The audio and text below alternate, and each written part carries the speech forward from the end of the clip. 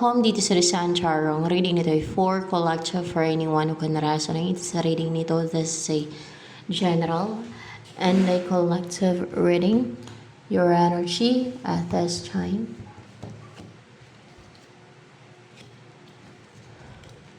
Maybe this time it'll love and they'll find.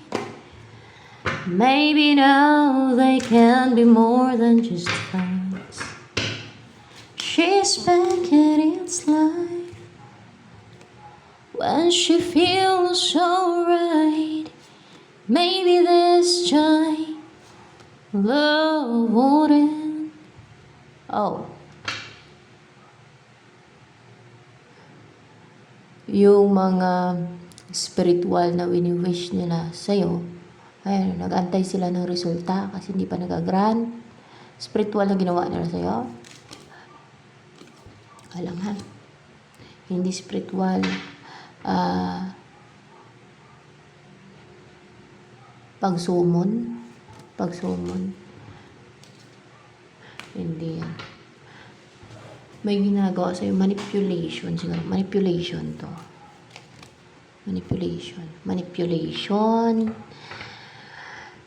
Manipulation yung ginagawa nila sa'yo. Para bang fixation. Fixation. Nag-aantay sila ng result. Yan. Ano yung pinaglalaroan kanila ng fixation? Ay, oo. Sinusuyo ka nila na gawin mo to, gawin mo yung ganyan. Maging ganito ka, maging ganyan. O, mga ganun ba? Kunwari ay sampulan ka, sinusuyo ka nila na magmura. Mga ganun. O kaya ay sinusuyo ka nilang pag-initan mo yung iba. Yung kunwari yung kaibigan mo. O traidorin mo yung a person mo. May ginagawa silang fixation.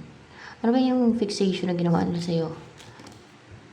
May inuutusan ka nila. Ayun, may inuutos na sila sa'yo eh. Ano yung sinusuyo nila sa'yo, inuutos nila sa'yo? Ano yan? Alamin natin.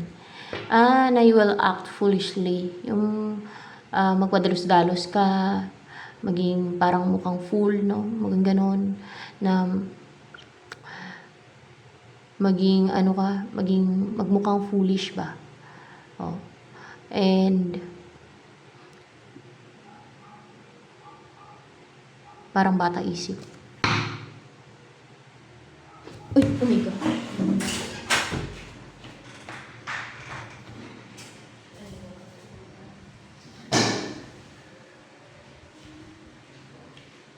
Labas na pata.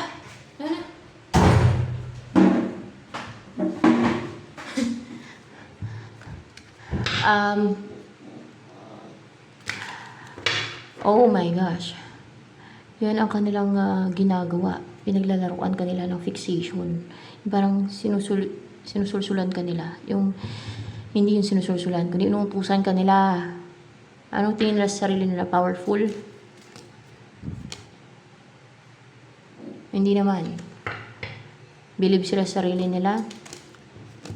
Believe sila. Superior. Mga superior to. Superior na mga tao. Ba't sila nag-antay? Dahil walang resulta nga. Hindi nag-grant yung kanilang gusto. Hindi mo sinunod. Ano yun? Bakit hindi nag-grant? Hindi pumasok sa'yo yung fixation nila? Ganun ba yun? Hindi pumasok sa'yo. Nireject mo? Baka nireject mo. Nireject mo yung kanilang sulsul sa'yo. Na-reject ng aura mo. Na-reject ng aura mo. Yung kanilang sulsul sa'yo. Sinusulsulan kanila. Oh my gosh. Ano yan sila guys? Mga evil yan sila. Ano pa? Tungkol sa'yo. Wag na yan. Ito na lang.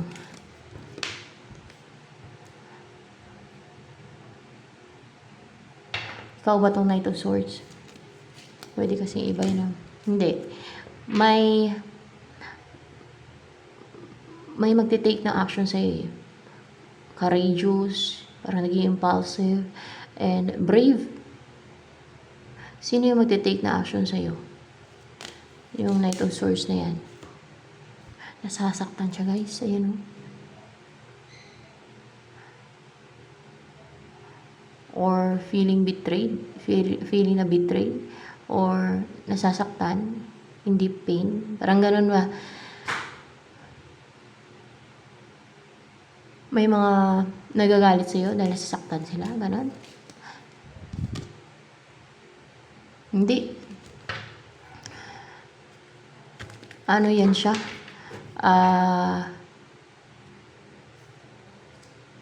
Person mo, yung darating sa'yo na Knight of Swords na yan?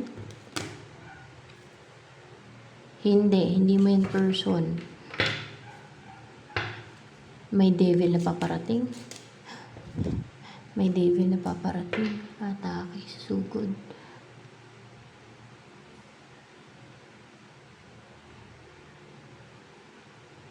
Oh. Galit sa'yo. Ang devil. Hindi naman. Bakit? May nag-utos niyan. May nag-utos talaga. Wala namang nag-utos. Bakit paparating yung devil na yan? Gagawa ng deceit at scheme sa'yo. Sulsulan ka. Ganun. Ano pa? Ang dahilan, bakit darating yan? Ano yan? Challenges sa'yo. Challenges.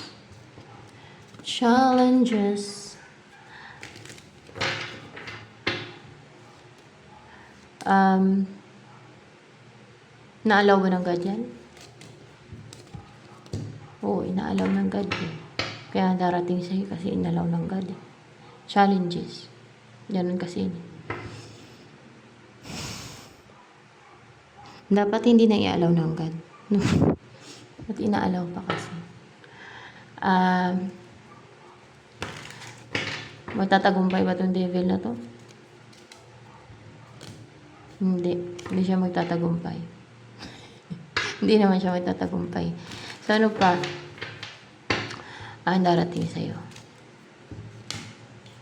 Past person mo. Si Emperor. Emperor yung energy niya. Pwedeng mataas yung posisyon nito. Mataas yung status. Stable, secure, brave, no? Strength, strong na person, full of strength. Or maybe a boss. Nasa top position, pwede din. Anong feeling sa'yo ni Emperor kasi past person? Upright ba ito ng judgment? Ano? Clouded. Clouded ang kanyang feelings. Na huwag mag-take na action. Bakit? Manipulated. Hindi. Clouded ng insecurities. And that's why, clouded na insecurities. Kaya, parang hindi siya confident, hindi siya passionate, hindi siya driven, hindi siya positive na take na action, hindi siya nagiging active, no? Na mag-take na action. Ano iniisip ni Emperor ngayon sa'yo? Pero yan ang darating. Ang tumalikod. Hindi.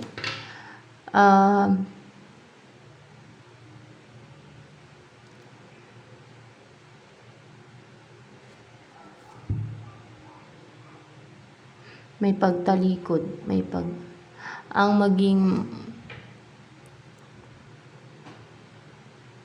Ang mailayo ka sa kung saan ka ngayon. Yun ba iniisip niya? Hindi. Ang iwasan ka. Madaming meaning kasi. Ang iwasan ka. Yan ang iniisip niya ngayon. Pero yan ang darating sa iyo, si Emperor. Pero yun ang iniisip niya. Emotion niya clouded ng insecurities. Kaya iniisip niya ay iwasan ka. Yun na nga. Bakit? Bakit gusto ko niyang iwasan? Para peaceful utak niya? O para peaceful yung utak niya daw? Ay, may nagpapaklaw din sa isipan ito for sure. ni Emperor. May nagpapa-clouded sa isip niya. Para bang nire-restrict siya pati. Kasi may 8 of Swords.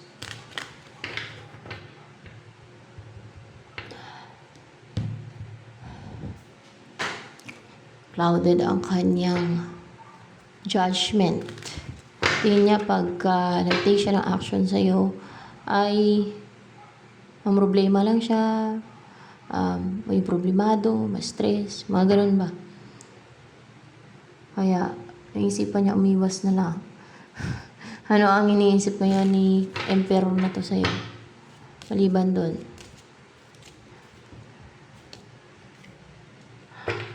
Masaktan lang siya, heartbroken lang siya sa'yo.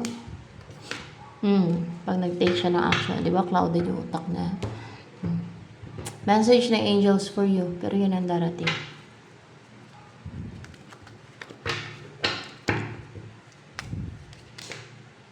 Mahirap umasa sa ex, no? Lalo kung mayroong mga gumagawa ng scheme and deceit. Kaya, kung mayroong new person na willing naman na mag-effort sa'yo ng tuloy-tuloy, seryoso naman siya sa'yo, ay doon ka na lang, no? Kaysa mag-antay ka sa past person mo kung hindi naman siya seryoso sa'yo, kung ganyan na namamanipula siya ng iba, kung ganyan na nakokontrol siya ng iba. Kaysa mag-antay ka. Practice. Yun ay ano ko lang,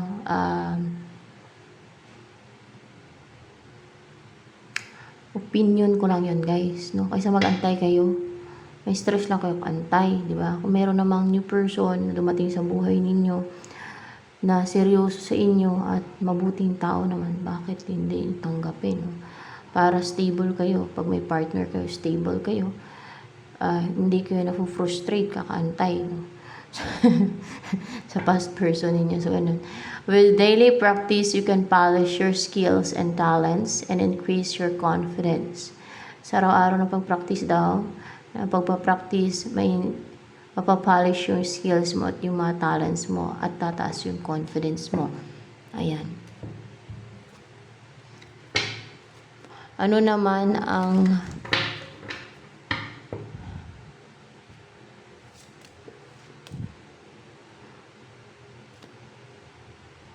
pwedeng darating to, depende kung tatanggapin mo pa yan, baka mahuli na ang lahat sa kanya, baka maunahan pa siya ng iba na desidido talaga sa'yo, na porsigido talaga na makasama ka, na willing ka talaga makasama, na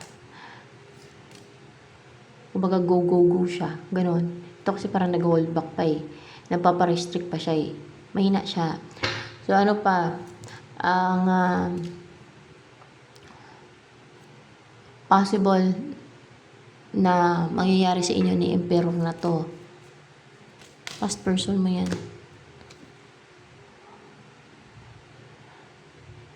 Page of Wands. Hindi na makapag-take ng action yung mga nagpapajuggling dito. Oo, yung mga humarang, yan, hindi na makapag-take ng action. Hindi na sila pang-atake, basta makapag-take na action na mapajuggling pa ito si Emperor. That's why siya ang darating, no? Ayan. Pero kung para talaga kayo sa isa't isa, then you will be together, no? Pero mahirap ang umasa nga naman, guys, no? Yun lang ang opinion ko. Mahirap ang umasa. So, kung tingin niyo na hindi ganun ka-decisive yung new person, ang opinion ko ay kung merong new person na desidido sa inyo, talagang gusto kayong makasama at makapiling na seryoso talaga sa inyo at mabuting tao naman na magiging masaya kayo. Why not? Di ba? Kaysa mag-antay kayo sa siyam-siyam. Siyam-siyam. Ano pa ang gustong sabihin sa'yo ni Emperor na to? Temperance in reverse. Kinakabahan siya. Hindi siya kalmado. Hindi siya relaxed.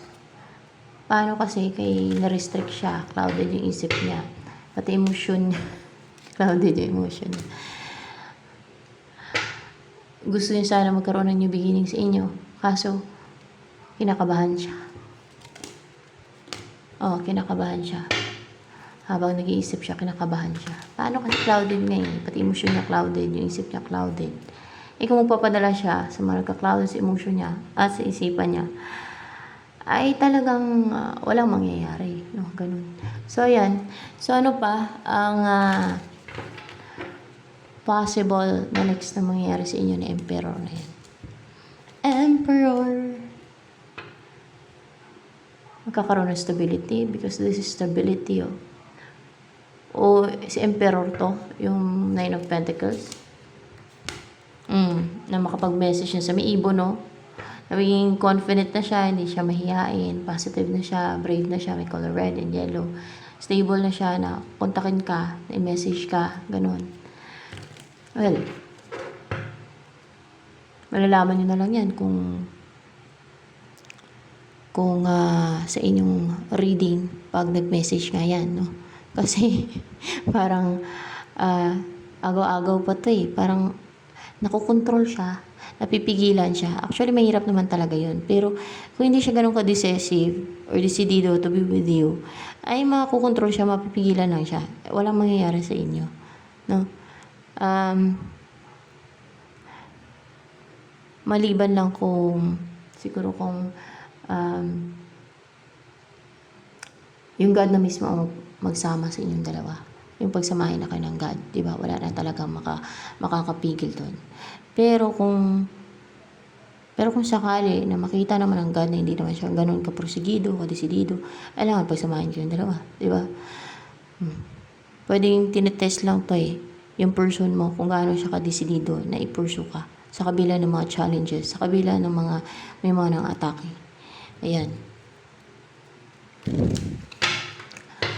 Ano ang nais parating pa sa'yo ni Emperor na yan? Knight of Wands. Attracted siya sa'yo. Passionate siya sa'yo.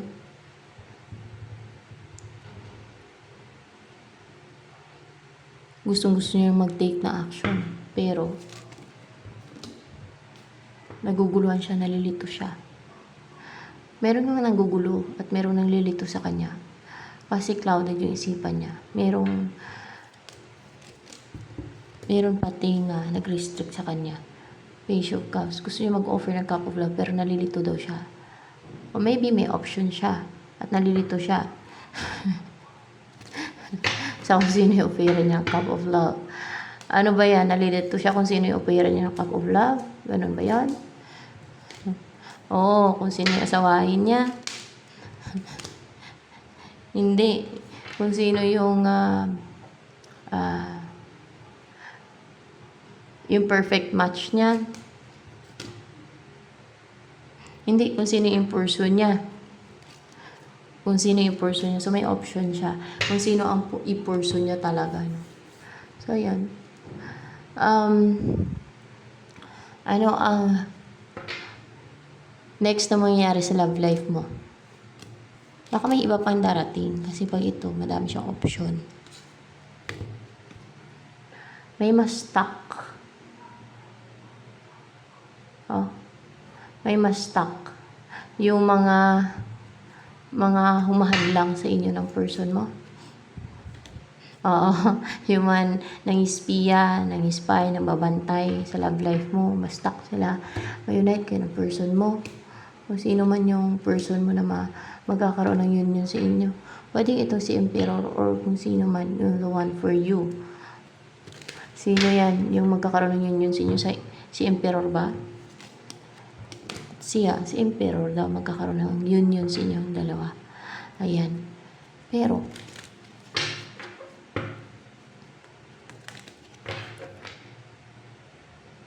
ano ang